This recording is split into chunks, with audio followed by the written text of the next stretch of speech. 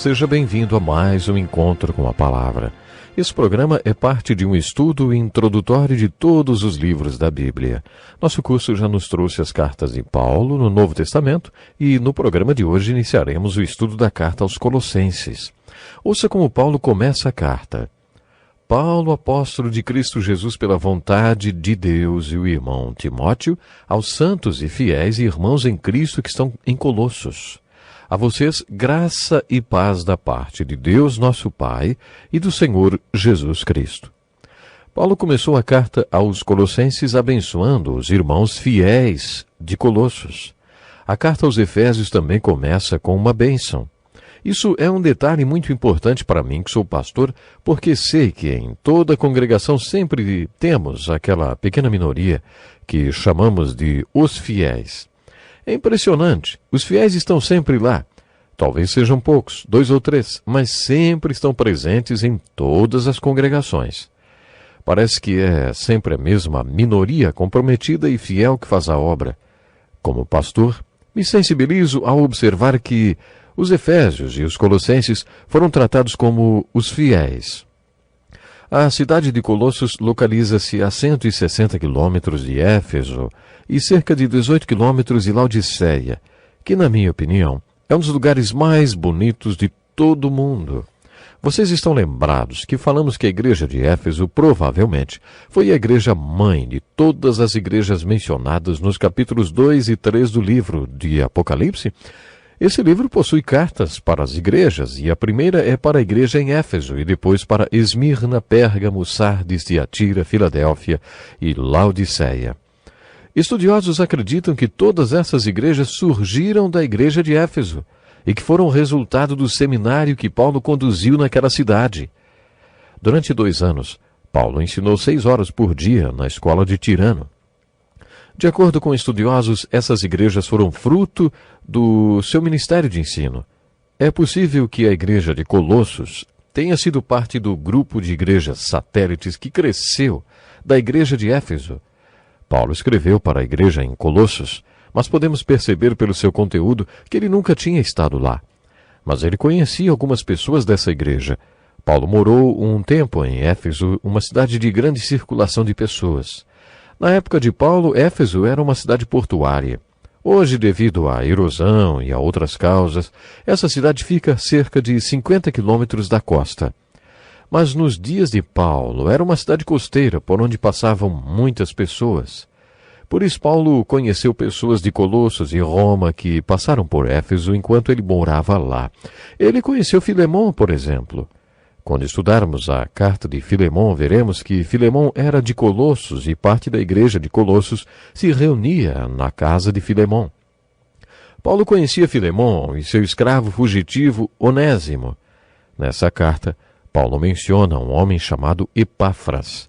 Aparentemente, Epáfras era o pastor, talvez até o fundador da igreja de Colossos. A igreja de Colossos enfrentava 3 tipos de problemas.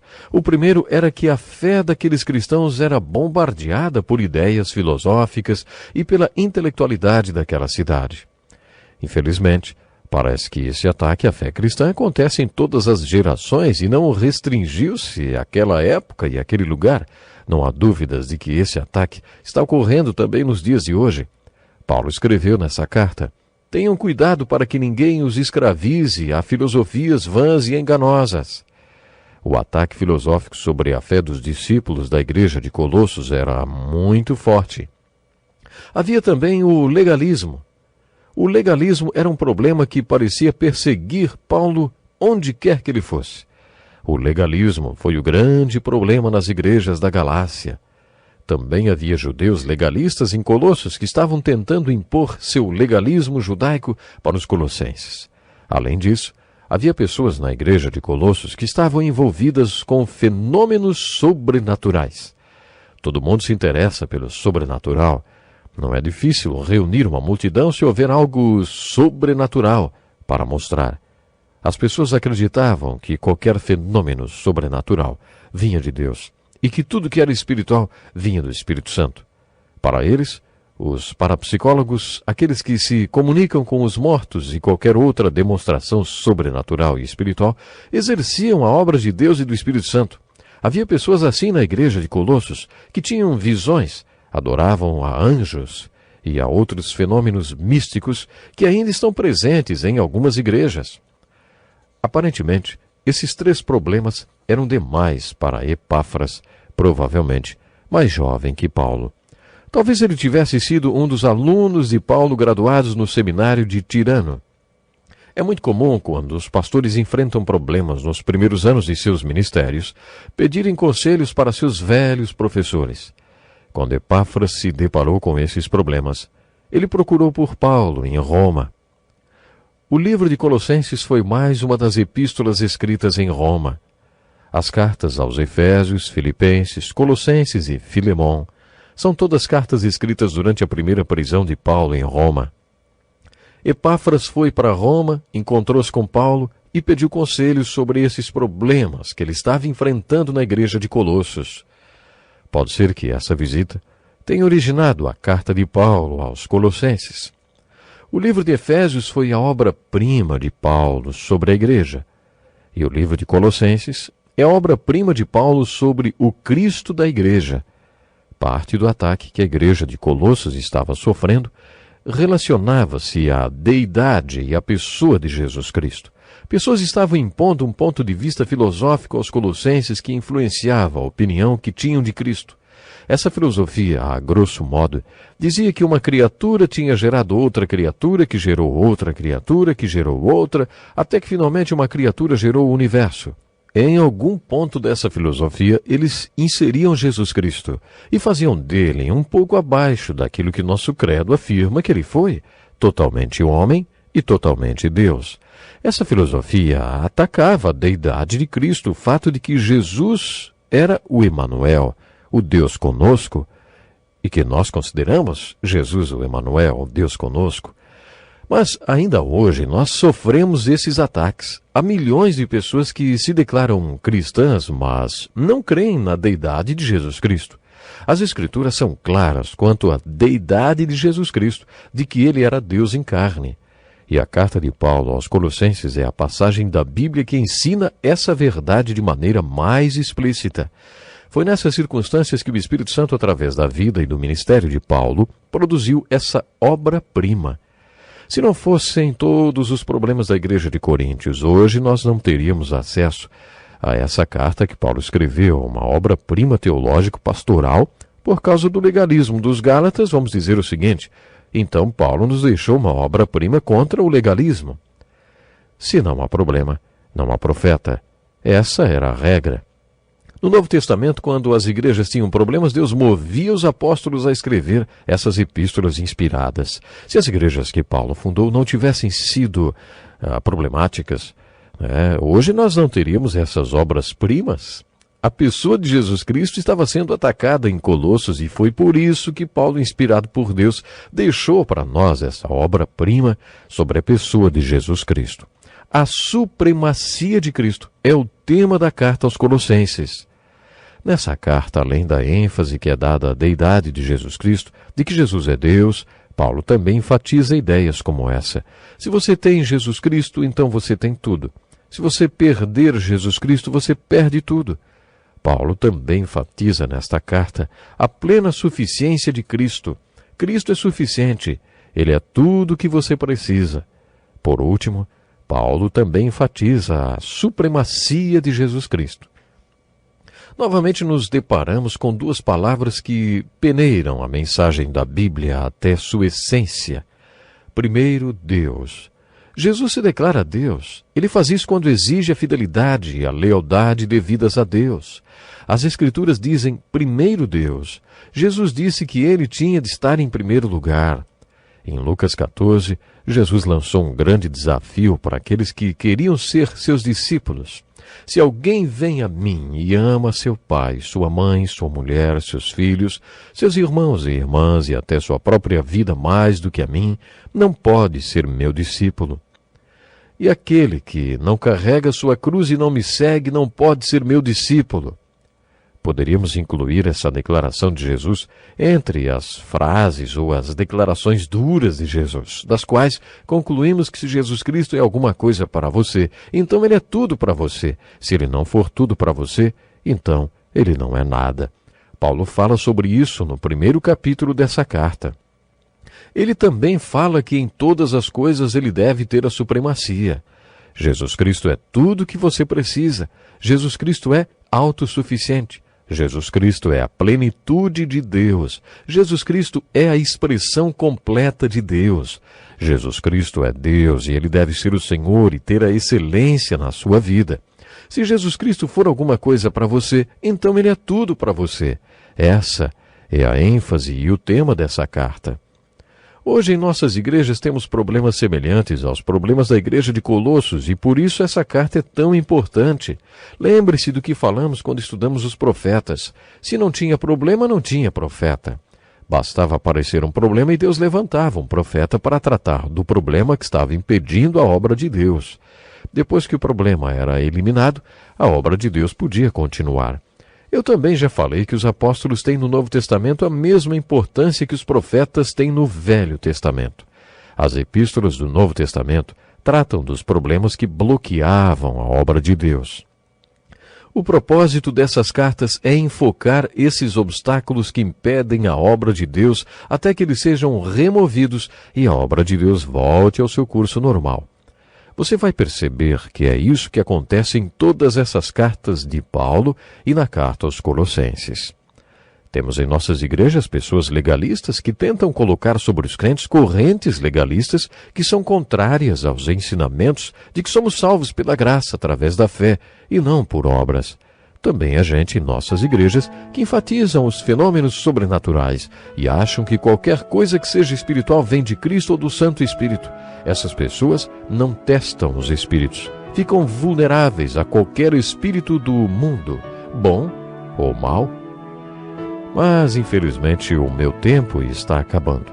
Para o próximo programa, leia toda a carta de Colossenses, fazendo a você mesmo essas perguntas. O que o texto está falando? Qual o seu significado? O que ele significa para mim? Conto com você para o próximo encontro com a palavra.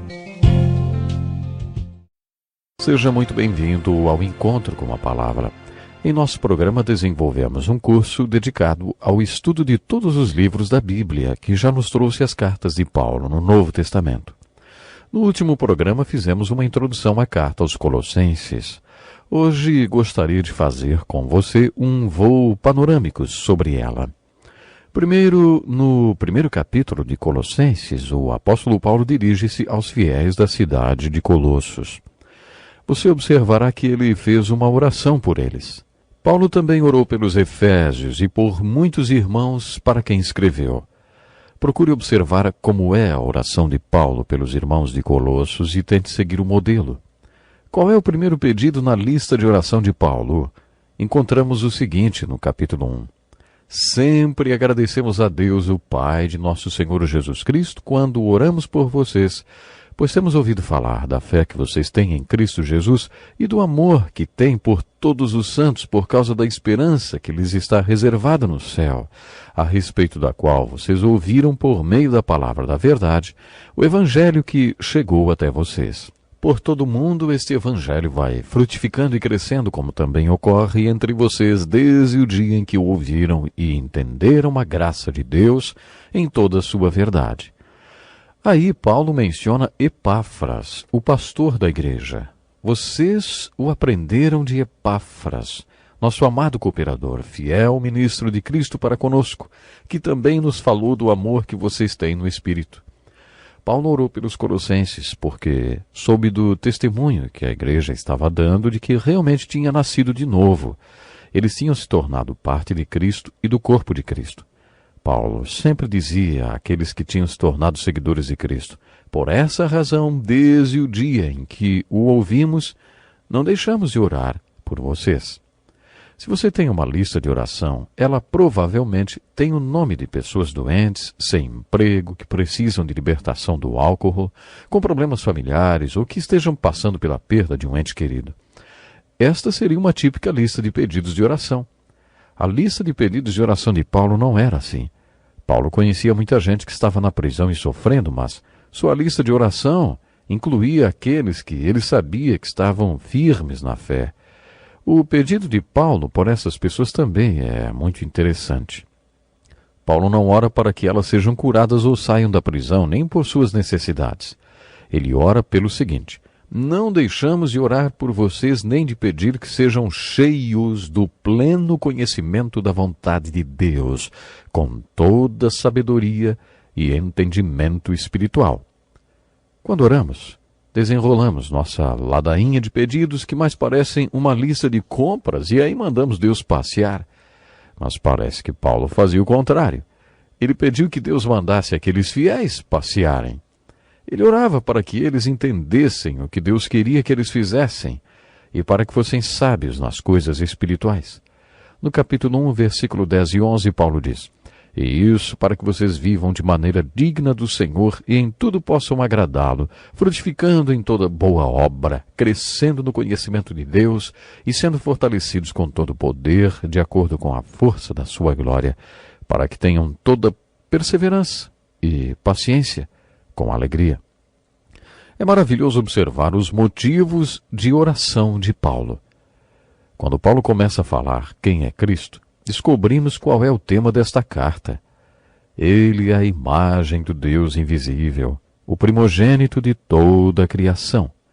Pois nele foram criadas todas as coisas nos céus e na terra, as visíveis e as invisíveis, sejam tronos ou soberanias, poderes ou autoridades, todas as coisas, e nele tudo subsiste. Ele é a cabeça do corpo, que é a igreja, é o princípio e o primogênito dentre os mortos, para quem tudo tenha supremacia. Você observou que, à medida que apresentou Cristo, Paulo refutou as ideias filosóficas que atacavam a deidade de Cristo? Existia todo tipo de heresia em Colossos e muitas delas ainda estão tentando entrar em nossas igrejas hoje, mas Paulo combate todas elas, professando quem é Jesus Cristo. Existia um mistério que Deus tinha revelado a Paulo e que ele nos conta. Cristo em seus corações é sua esperança e glória. A única esperança que você tem para glorificar a Deus é o fato de que Jesus Cristo está no seu coração. Além de dizer que é Cristo, Paulo também relatou o que Cristo fez. Isso nos remete ao texto da carta aos Efésios, que está escrito assim: pois ele nos resgatou do domínio das trevas e nos transportou para o reino do seu Filho amado, em quem temos a redenção, a saber, o perdão dos pecados. Antes vocês estavam separados de Deus, e na mente de vocês eram inimigos por causa do mau procedimento de vocês. Mas agora, ele os reconciliou pelo corpo físico de Cristo, mediante a morte, para apresentá-los diante dele santos, inculpáveis e livres de qualquer acusação. Paulo estava relatando o que Jesus Cristo tinha feito. No capítulo 1, Paulo também conta aos Colossenses como podemos nos apropriar do que Cristo fez. Desde que continuem alicerçados e firmes na fé, sem se afastarem da esperança do Evangelho que vocês ouviram e que tem sido proclamado a todos os que estão debaixo do céu. Esse é o Evangelho do qual eu, Paulo, me tornei ministro. Você compreende quem é Cristo? Você entende o que ele fez? Você sabe como se apropriar do que Cristo fez por você? Leia o primeiro capítulo de Colossenses e as verdades apresentadas por Paulo. Elas são as respostas para essas perguntas. Paulo fez a declaração de sua missão. No capítulo 1 ele escreveu assim: dela, da igreja, me tornei ministro de acordo com a responsabilidade a mim atribuída de apresentar-lhes plenamente a palavra de Deus. O mistério que esteve oculto durante épocas e gerações, mas que agora foi manifestado a seus santos. Este era o objetivo de Paulo. Continuando sua leitura da carta aos Colossenses, observe que Paulo conta como viver em Cristo. Essa expressão em Cristo é uma das expressões mais elementares do Novo Testamento. Ela é usada 172 vezes no Novo Testamento. Paulo usa esta expressão no Novo Testamento mais do que ninguém. Estar em Cristo, como o ramo está ligado à videira, essa é uma expressão usada por Paulo 97 vezes. Uma coisa é escrever no quadro com giz, em Cristo. Outra coisa bem diferente é viver em Cristo diariamente. Esta carta de Paulo é muito bonita porque nos mostra como viver em Cristo. No capítulo 2, versículos de 6 a 10, Paulo escreveu: Portanto, assim como vocês receberam Cristo Jesus, o Senhor, continuem a viver nele, enraizados e edificados nele, firmados na fé, como foram ensinados, transbordando de gratidão. Tenham cuidado para que ninguém os escravize a filosofias vãs e enganosas, que se fundamentam nas tradições humanas e nos princípios elementares deste mundo e não em Cristo.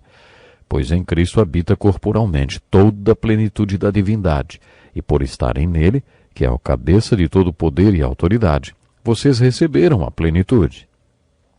Esta declaração nos mostra como viver em Cristo e quais podem ser os resultados desta vida em Cristo. Que declaração bonita de Paulo, hein? Paulo nos revela o que temos em Cristo. Nele, em Cristo, também vocês foram circuncidados, não com uma circuncisão feita por mãos humanas, mas com a circuncisão feita por Cristo, que é o despojador do corpo da carne. Isso aconteceu quando vocês foram sepultados com ele no batismo e com ele foram ressuscitados mediante a fé no poder de Deus, que o ressuscitou dentre os mortos. Agora Paulo começa a tratar do legalismo dos colossenses, que andavam dizendo que, para ser salvo, era necessário ser circuncidado. O conteúdo desta carta assemelha-se muito ao conteúdo da carta aos Efésios. A carta aos Efésios era uma carta circular para todo o grupo de igrejas satélites, e a dos Colossenses uma carta específica para aquela congregação, mas seus conteúdos se assemelham. Um dos ensinos que Paulo escreveu nas duas cartas está ligado a vestir-se e despir-se. Ele disse aos Efésios para se despirem dos trapos da velha vida, ira, ódio, linguagem obscena, mentira, e então se vestirem com as capas da nova vida, compaixão, bondade, humildade, mansidão e paciência, amor e a paz de Cristo. Nisto as duas cartas se assemelham. Paulo era um rojão espiritual. Quando estudamos suas cartas, ficamos impressionados ao ver o quanto Deus pode fazer na vida de uma pessoa. Não gosto de pensar em pastores superstars, superestrelas. Porque creio que a força da igreja vem de Deus, que capacita os leigos da congregação a quem foi entregue a obra do ministério. Comentei isso com você quando estudamos a carta aos Efésios, mas não podemos desprezar a obra poderosa que Deus fez na vida deste único homem. O teólogo Dwight L. Moody afirmou: o mundo ainda não viu o que Deus pode fazer através de um homem que se entrega totalmente a Ele. Quando observamos a vida do apóstolo Paulo e seu ministério, percebemos que até agora a vida de Paulo foi o que o mundo viu de melhor nesse sentido. Um dos pontos chaves na vida de Paulo foi a oração. Paulo era um guerreiro de oração. Experimente colocar numa lista os nomes de todas as pessoas pelas quais Paulo disse que orava continuamente. Tenho certeza que você vai se impressionar com o tamanho da lista. Observe como no último capítulo desta carta Paulo exorta os colossenses a orar. Ele escreve: dediquem-se à oração, estejam alertas e sejam agradecidos. Ao mesmo tempo, orem também por nós, para que Deus abra uma porta para a nossa mensagem, a fim de que possamos proclamar o mistério de Cristo pelo qual estou preso. Observe como Paulo instrui os colossenses a estarem atentos às respostas de suas orações e a serem agradecidos por elas. Em seu livro Experiências com Deus, o autor Henry Blackaby diz que se fôssemos listar todos os nossos pedidos e as respostas concedidas, descobriríamos que nossas experiências com Deus são muito mais do que imaginamos. A oração era um dos grandes segredos espirituais do apóstolo Paulo. Em todas as suas cartas observamos que ele faz referência à oração.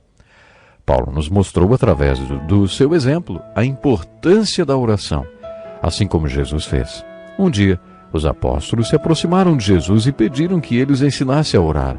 Eles não queriam aprender técnicas de oração, mas queriam saber o que o levava a gastar tanto tempo em oração. Creio que se pudéssemos perguntaríamos a Paulo: o que leva você a gastar tanto tempo em oração, hein, Paulo? Bom, já estamos encerrando o programa de hoje, mas eu deixo um desafio. Compare a sua oração com a oração de Paulo. Tente aprender a orar como Paulo orava. Até o próximo programa.